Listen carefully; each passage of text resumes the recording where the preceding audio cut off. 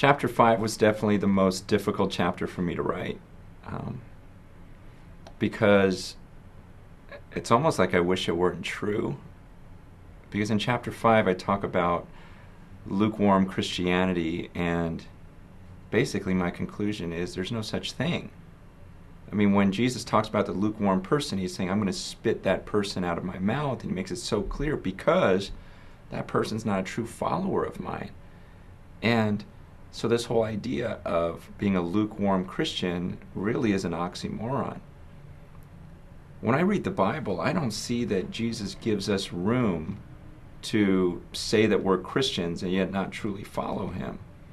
And that scares me. I mean, it's not something where I'm being judgmental towards another person or even toward myself. I just go, man, that's a scary thought. I think there are a lot of us in the world who call ourselves Christians, and yet we don't really follow his ways, and somehow we've made it so that that's okay, that there are the true disciples and followers, and then there are these Christians. You know, Christians are people who believe in Jesus, but their lives don't really change a whole lot, but they're still saved. And I'm going, well, I don't see that there's room for that in Scripture. I mean, I wish there were, because like I said, it saddens me because I think of people in my life that I really care about that call themselves Christians, and yet they don't really follow Jesus. And this isn't about my opinion. I mean, when you read the Bible yourself, do you really see that there's room for a person who calls himself a Christian but is not a follower?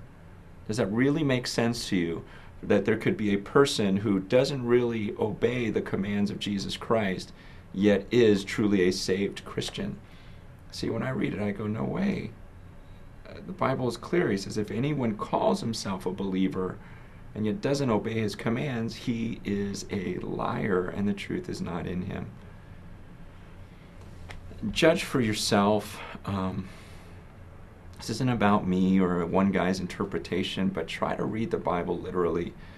Try to look at these passages objectively and ask yourself, have I been fed this idea of a person being a Christian who doesn't follow Jesus?